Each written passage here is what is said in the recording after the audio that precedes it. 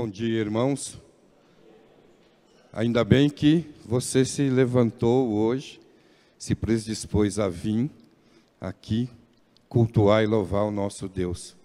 Como diz o Salmo 122, no verso 1, alegrei-me quando me disseram, vamos à casa do Senhor. Você está alegre por causa disso? E lá nesse mesmo Salmo 122, no verso 9, diz que por amor da casa do Senhor, você quer o bem de quem está do teu lado.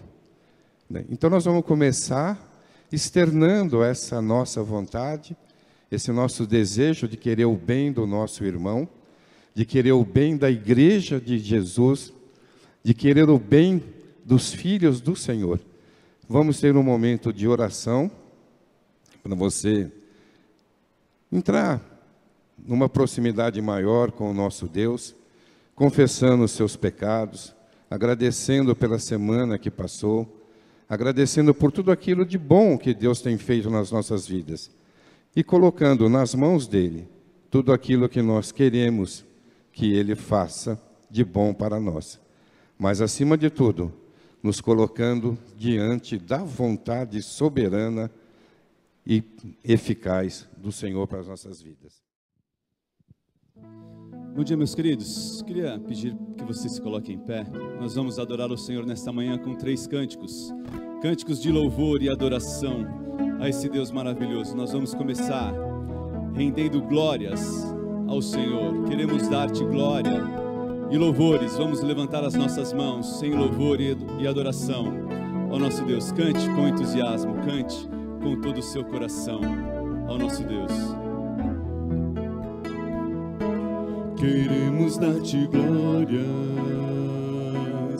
e louvores, levantamos nossas mãos, exaltando-te, ó Deus. Queremos dar-te glórias e louvores, levantamos nossas mãos, exaltando-te, ó Deus. Grande é o Senhor, grandes teus milagres são, não há outro igual a ti, não há outro igual a ti. Grande é o Senhor, grandes teus milagres são, não há outro igual a ti, não há outro igual a ti. E este Deus, Ele é grande. Grande é o Senhor e muito digno de louvor. Na cidade do nosso Deus, seu santo monte, A nossa alegria, alegria de toda a terra.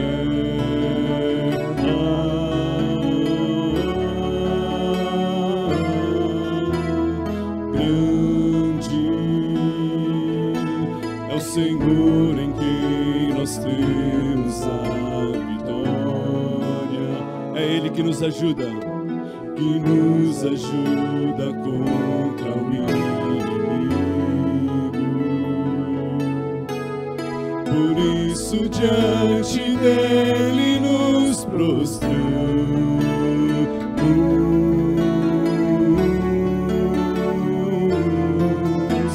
queremos o teu nome engrandecer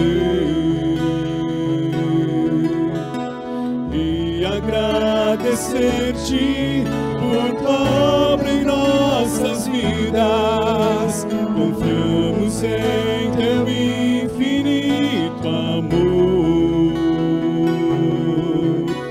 pois só tu és o Deus eterno sobre toda a terra e céu. Meu Jesus Salvador,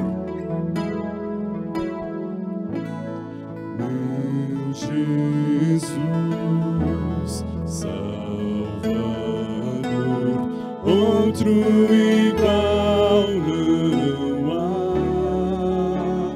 Todos os dias eu louvarei as maravilhas de teu amor. Consolo, abrigo, refúgio e força é o Senhor, com todo o meu ser, com tudo que sou, sempre te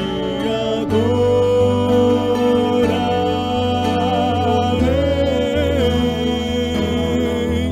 Aclame ao Senhor toda a terra e cantemos poder, majestade, louvores ao Rei. Montanhas se prostrem e rujam os mares ao som de teu nome. Alegre te louvo por teus grandes feitos, firmado estarei, sempre te amarei. Incomparáveis são as promessas do Senhor. Vamos novamente declarar que Jesus é o nosso Salvador. Meu Jesus, Salvador, outro igual não há. Todos os dias eu louvarei as maravilhas de teu amor. Consolo, abrigo, refúgio e força é o Senhor, com todo o meu ser, com tudo que sou, sempre te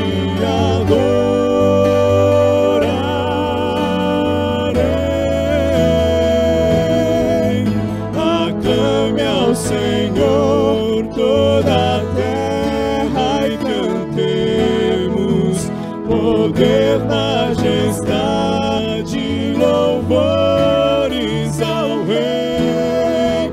Montanhas se prostrem e rujam os mares ao som de teu nome.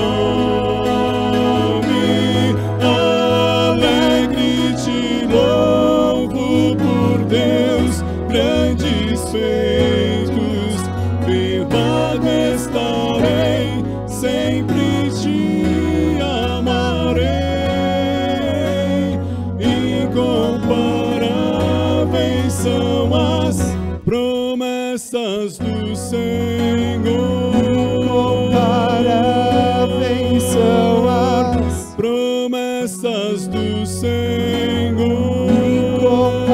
incomparáveis são as Promessas do Senhor. Aleluia. Louvado seja o nome desse Deus que é grande e é o nosso Salvador. Janeiro é um mês de férias. Nós temos pastor de férias, nós temos pastor em transição, chegar na nossa igreja esse ano, pastor Juliano. E o pastor Amauri, hoje, Deus preparou um outro campo para ele pregar agora de manhã. Ele está aqui na capital mesmo, mas está pregando em outro lugar. Mas Deus é bom. Deus é muito bom. Vocês não vão ter que me ouvir pregando, não. Deus levantou um mensageiro para estar aqui trazendo a mensagem dele para nós. Pastor Jairo, por favor,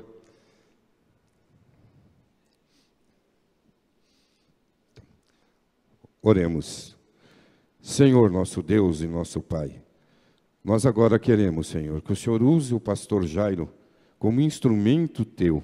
Fala, Senhor, através dele aos nossos corações, que a Tua palavra que ele vier a proferir seja aquela que necessitamos ouvir.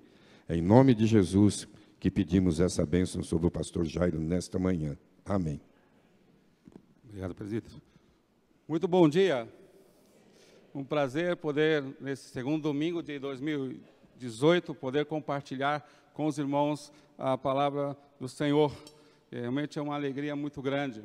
E estou muito feliz da parte de Deus, que nos tem dado um ano já bastante abençoado, como temos vivido nesses dias.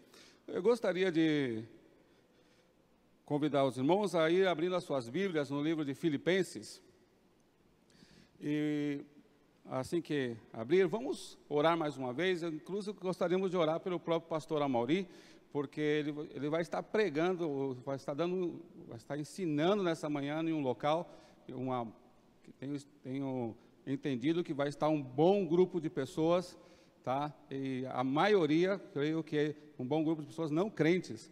Então, provavelmente 10 mil pessoas. Assim que precisa muito das nossas orações para que Deus o use ali com poder, como tem usado aqui nesta igreja, nesse púlpito, todas as vezes que ele faz uso da palavra, não é certo? Então vamos orar mais uma vez, mas orar para que Deus nos fale e orar pelo próprio pastor Amaury, para que Deus o use ali onde ele vai estar nessa manhã. Nosso Pai, nós te louvamos por a bênção de podermos ser chamados filhos de Deus, não por nós mesmos, mas pela graça do Senhor que nos alcançou. Muito obrigado, Pai, por esta manhã, pela igreja aqui na Penha, uma igreja que tem sido uma testemunha fiel da sua palavra e do teu reino, ó Deus amado, das obras, ó Deus, do Senhor. Pai amado, queremos pedir que fale conosco nesta manhã, que nos instrua, que nos inspire, ó Deus, a continuar vivendo uma vida que te agrada e que seja um testemunho fiel do Senhor mesmo. Ao mesmo tempo, queremos pedir pelo pastor Amaury, que nesse dia, exatamente a hora não sei, mas o Senhor sim sabe, que ele vai estar compartilhando, Senhor, um tema bíblico, ó Deus, a realmente uma grande multidão de pessoas, que muitos ali precisam escutar e saber do amor, da graça e do favor do Senhor. Que o Senhor possa inspirá-lo, fortalecê-lo, ó Deus, e usá-lo com poder naquele ambiente, para a transformação de muitas vidas. No nome de Jesus nós te pedimos e agradecemos. Amém. Muito bem, agora que já estamos em 2018, já estamos no segundo domingo, quando nós ouvimos algumas das reportagens da transição entre 2017 a 2018, as pessoas que falavam nos seus rebeliões, não sei se assim se pronuncia, mas fica por aí. Normalmente as pessoas estavam falando da sua expectativa de 2018 contra o 2017, que não ha sido um ano assim muito feliz para muita gente, da sua esperança, da vontade, da alegria que gostariam de ter, da felicidade. Em outras palavras, a palavra felicidade, alegria e gozo era a mais repetida por quase todas as pessoas que eram entrevistadas naquele momento.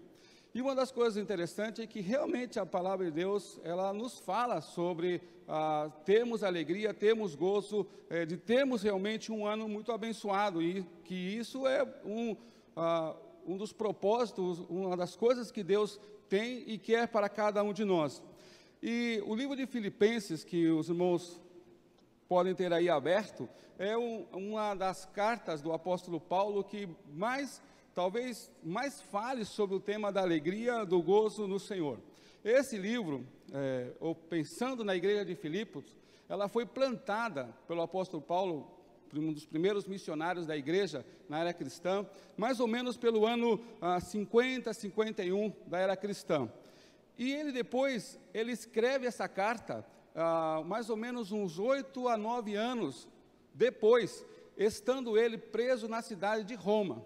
Parece interessante que ele planta a igreja, depois ele é preso, levado para Roma, e de Roma, de uma prisão, então ele escreve essa carta para os crentes na igreja de Filipos, e é uma carta onde ele mesmo, estando em prisão, e na época que ele estava em prisão, o imperador naqueles dias era Nero.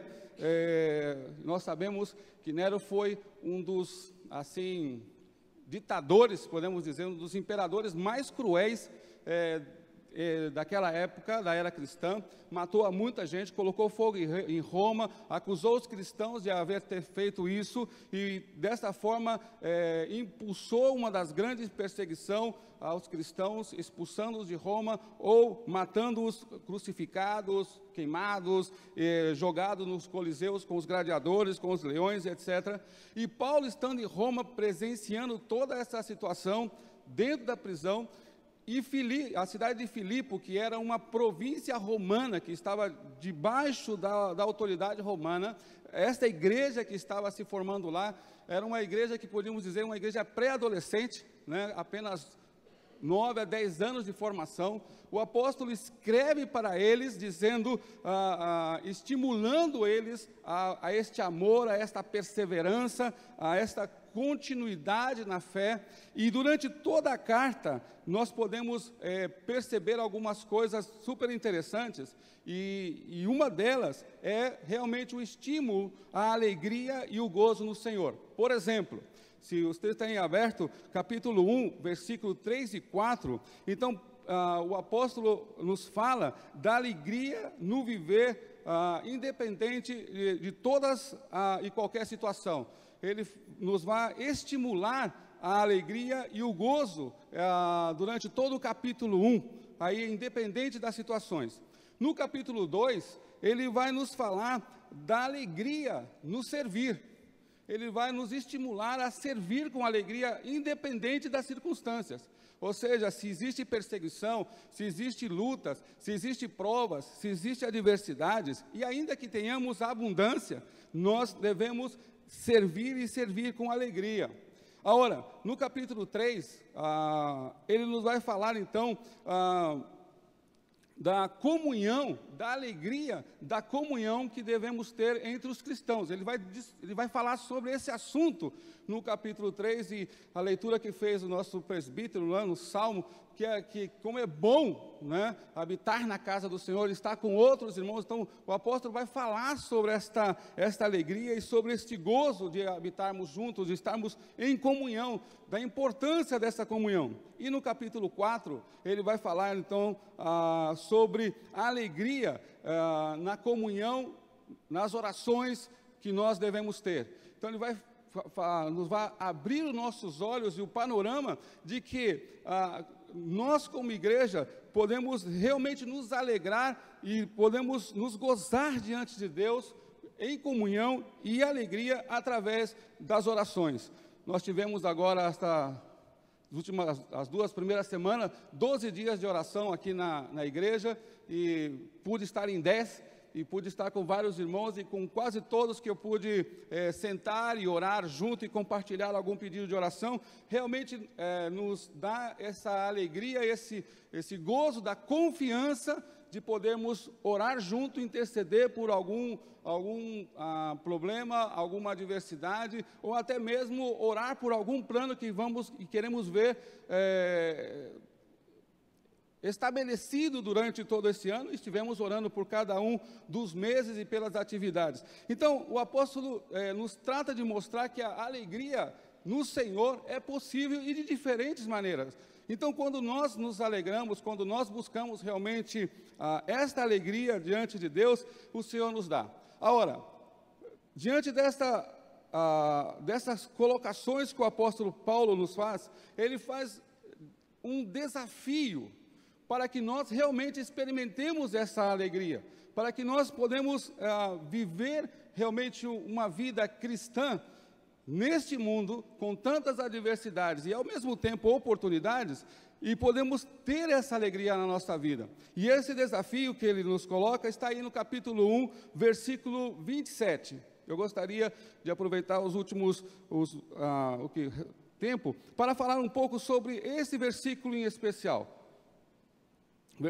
Capítulo 1, versículo 27, diz assim: vivei acima de tudo por modo digno do Evangelho de Cristo, para que, ou indo ver-vos, ou estando ausente, ouça no tocante a vós outros, que estáis firmes em um só espírito, como uma só alma, lutando juntos pela fé evangélica.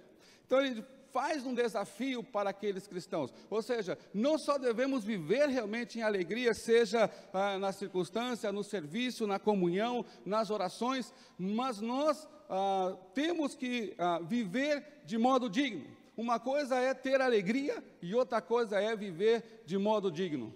E viver de modo digno de Cristo, basicamente, é viver como Cristo viveu. Então, o apóstolo está desafiando aquela igreja, ainda uma pré-adolescente, assim como tempo de organização, mas que eles, apesar das circunstâncias, das lutas que aqueles estavam enfrentando, eles deveriam viver de modo digno de Cristo. Em outras palavras, deviam viver de uma forma em que as pessoas pudessem olhar para eles e ver neles a Jesus.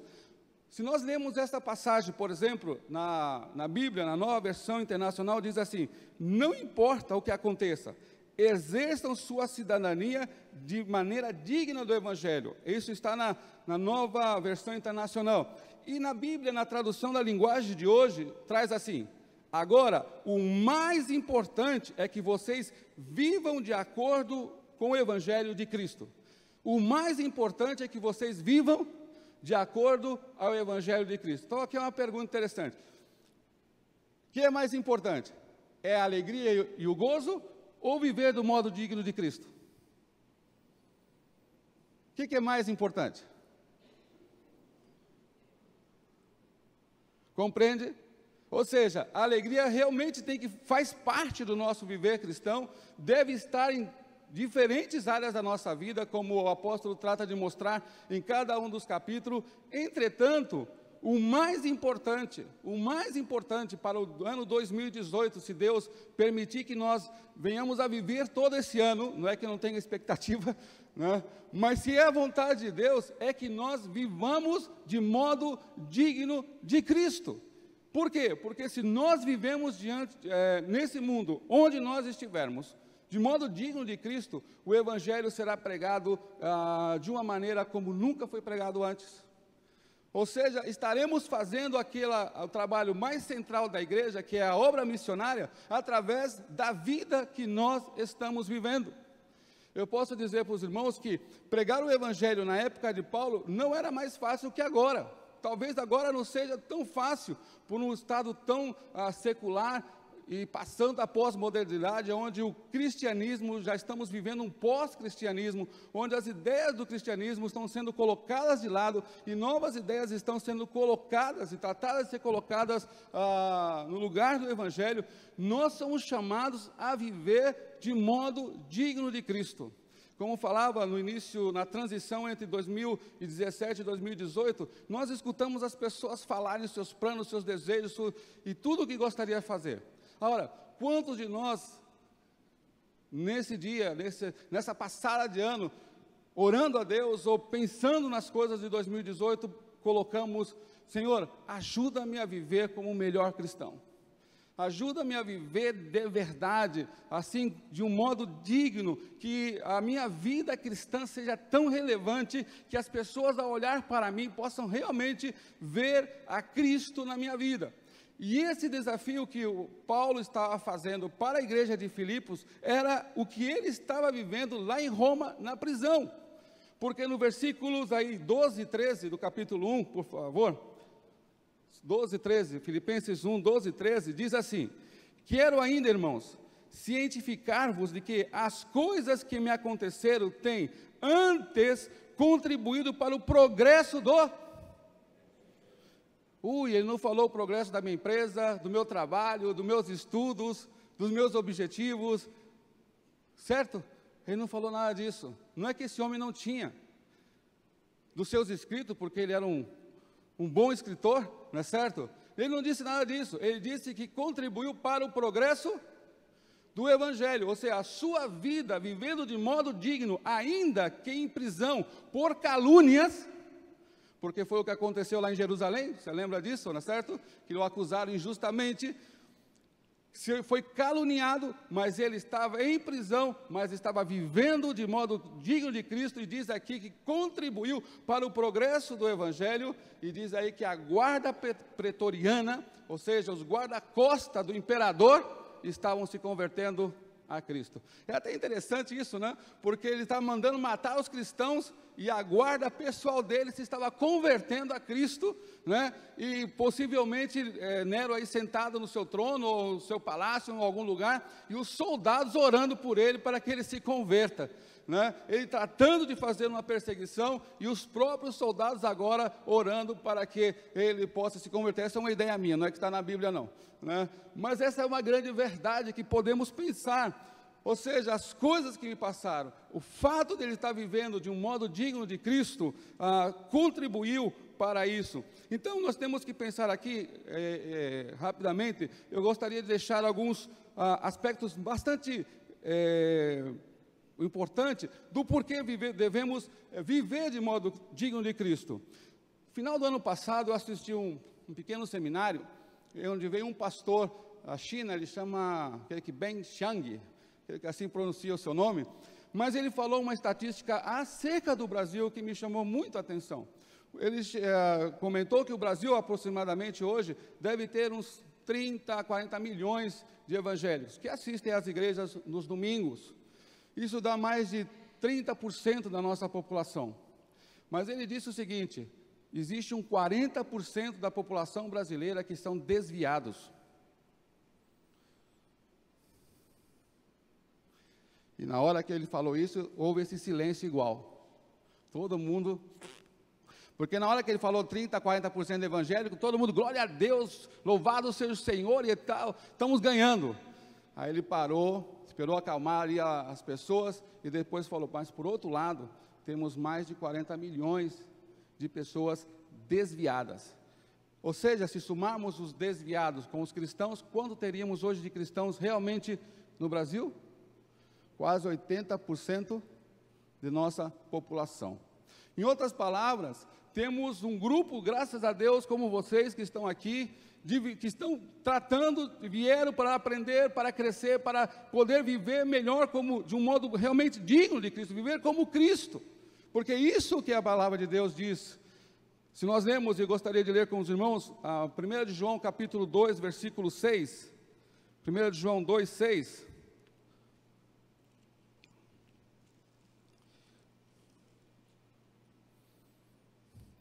Primeira de João 2, versículo 6.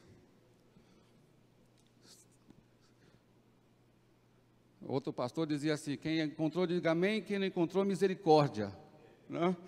Então, 1 de João 2, 6, diz assim, aquele que diz que permanece nele, ou que permanece em Cristo, deve também andar como ele andou. Na tradução, na linguagem de hoje, diz assim, deve viver como ele viveu. E no espanhol, na nova tradução vivente, isso, diz que aquele que diz ser cristão deve ser como Cristo. Então, viver de modo digno é viver como Cristo. Isso é o nosso maior desafio para o ano 2018. Sermos mais como Cristo.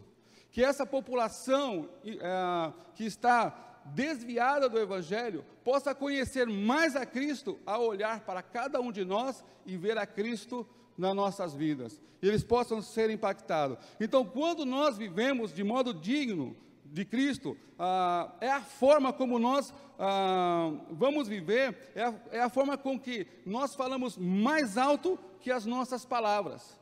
Nós queremos falar muito, o Evangelho, os evangélicos, os cristãos gostam de falar muito, não é certo? Mas muitas vezes a nossa vida não fala à altura das nossas palavras. E quando nós vivemos de modo digno de Cristo, é que as nossas palavras vão falar tão alto quanto a nossa vida. A nossa vida vai falar tão alto quanto as nossas palavras. Não vai haver uma contradição. Nós precisamos viver o que falamos e falar o que vivemos. Esse é o primeiro resultado de viver de modo digno de Cristo. Segundo, quando nós vivemos de modo digno de Cristo, as nossas palavras não vão destruir as nossas obras, ou as nossas obras não vão destruir as nossas palavras.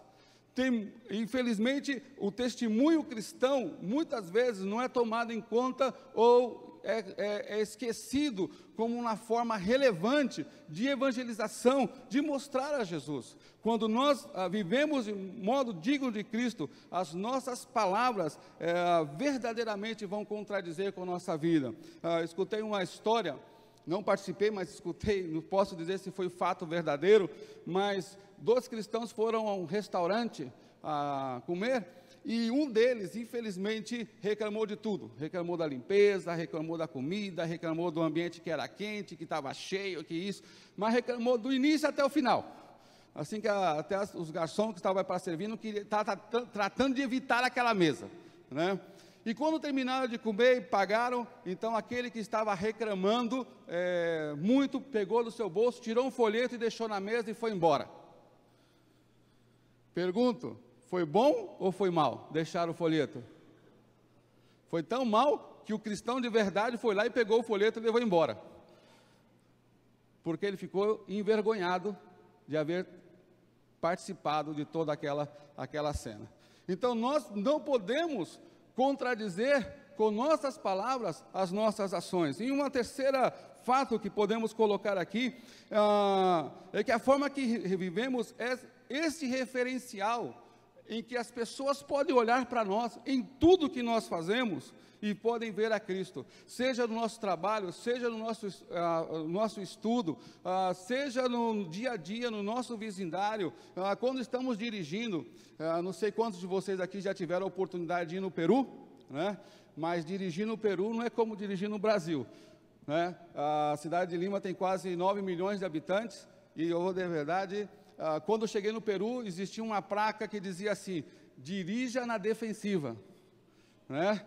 Então eu fui e perguntei para um irmão depois, o que significa isso? Ele falou, porque no tráfico é uma guerra, e depois que eu fui dirigir, realmente é uma guerra. Se eu estou vivo é pela graça de Deus, porque realmente é uma guerra. Então quando alguém nos ia visitar e queríamos, vamos dizer assim, subir a sua adrenalina, saímos para dar uma volta por ali, né? E a pessoa nos visitava sentada no banco do passageiro, aí você só vai vendo ele se encolher ali, né? Mas nesse trânsito nós temos que viver de modo digno de Cristo, nós temos que mostrar a Cristo. Não é fácil, de verdade digo, não é fácil. Eu já pequei aí, minha família que está ali é testemunha, certo? De às vezes falar, né, vai andar, e depois falar, Senhor, perdoa, porque ele não sabe o que está fazendo, assim eu também, e pedir perdão. Mas realmente não é fácil, a vida não é fácil. Viver de modo digno dentro de um mundo tão perdido, não é fácil, mas esse é o nosso desafio.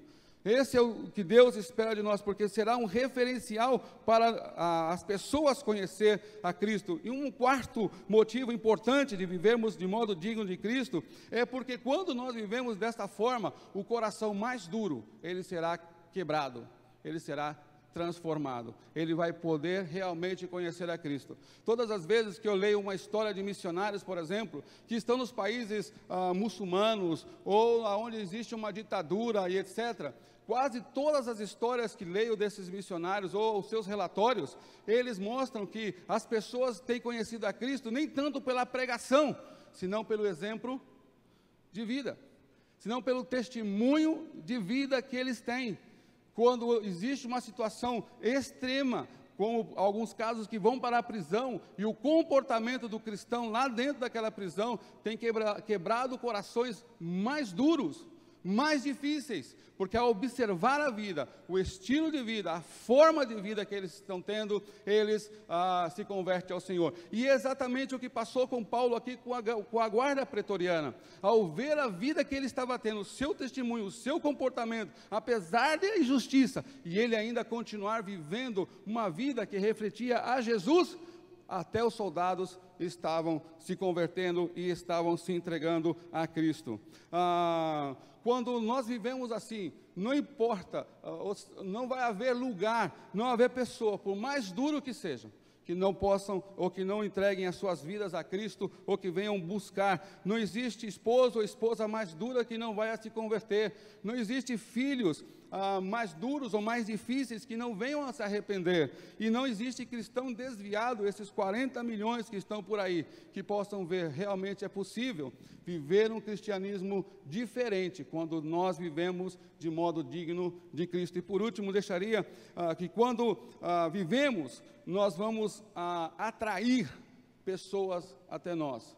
Às vezes não vamos estar pregando, às vezes nem, quem sabe, nem vamos estar preocupados com o tema da pregação, mas se estamos vivendo de modo digno de Cristo, nós vamos atrair pessoas a Cristo no lugar onde nós estivermos. As situações, elas se vão formar de por si. Deus vai abrir oportunidades, porque as pessoas estarão observando em nossas vidas a pessoa de Jesus, estarão observando em nossa vida um comportamento diferente, uma atitude diferente em meio de situações nas quais eles estariam vivendo uma luta terrível. Eu não sei quantos já leram as notícias da Bolívia, né, em que o presidente agora colocou as igrejas evangélicas no mesmo nível dos grupos terroristas. No mesmo, não pode fazer mais reuniões, não pode fazer proselitismo, etc. Está difícil, vai ser difícil? Sim. Mas, quando nós vivemos de modo digno de Cristo, o Evangelho vai continuar crescendo, o Evangelho vai continuar se expandindo, e é bem possível que quando esse homem, Hector Morales, saia da presidência, o Evangelho será muito mais numeroso do que era quando ele colocou essa lei. Igual na Venezuela e igual em diferentes países do mundo, igual será no Brasil, se nós vivermos de modo digno de Cristo. Viver de modo digno de Cristo, ter uma vida cristã, como diz 1 João capítulo 2, versículo 6 que lemos, que diz que aquele que diz ser cristão deve ser como Cristo. Viver essa vida não é uma opção. Não é uma opção.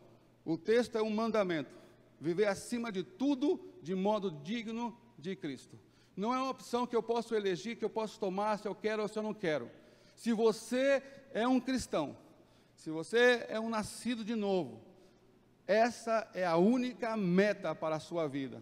Se você quer realmente desfrutar da alegria do Senhor em toda a sua forma de viver, na igreja, na comunhão, nas orações, no serviço, no seu lar, busque viver de modo digno de Cristo.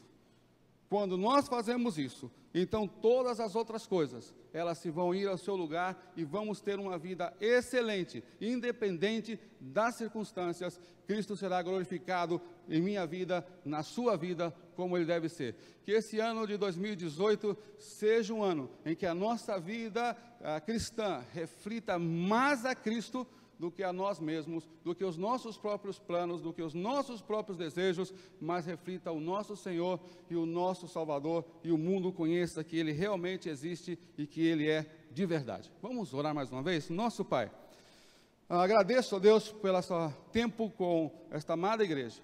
Senhor, ajuda-nos a viver de modo digno de Cristo, que o mundo veja na nossa vida a Cristo em tudo o que fazemos, para a honra e glória do Teu santo nome. Que esse ano de 2018 marque uma diferença na nossa vida e no que somos. Que essa quantidade de cristãos desviados, pessoas que tiveram contato com o Teu Evangelho e infelizmente estão no mundo, possam ser atraídos ao Senhor pela forma distinta, diferente de viver de cada um de nós, porque vivemos para Cristo. Em nome de Jesus, amém. Que Deus os abençoe. Nosso Pai, nós Te louvamos mais uma vez pela vida, pelo cuidado e proteção do Senhor. Queremos agradecer ao Senhor, a Deus, pelos irmãos que completaram mais um ano de vida. Deus amado, muito obrigado. Digo em nome deles e pela família deles. Pai amado, por esse ano que o Senhor já lhes abençoou e pelo ano que começa. Senhor Deus amado, que o Senhor os abençoe, os prospere, ó Deus, dê realmente abundância nas suas vidas, seus planos, seus sonhos, seus desejos no Senhor sejam cumpridos, porque o Senhor é bom e cuida daqueles que são seus. O casal que está completando mais um ano de vida, vida, no seu casamento. Abençoe, ó Deus, e que tenham muitos anos mais, ó Deus, abençoados pelo Senhor, ó Deus, e de verdade desfrutando da bênção, da plenitude sua. Pelos visitantes que estão conosco nessa manhã, que o Senhor possa seguir falando com eles, que eles encontrem com o Senhor hoje, a observar a forma digna, ó Deus, com que cada um dos teus filhos aqui vivem, possam transmitir a eles realmente o amor, a graça, a bondade do Senhor nas suas vidas. Em nome de Jesus, abençoe a parte da escola dominical que temos agora, que seja um tempo de comunhão, de crescimento, de estudo, onde juntos podemos crescer e seguir vivendo para o Senhor. Em nome de Jesus, nós te agradecemos. Amém.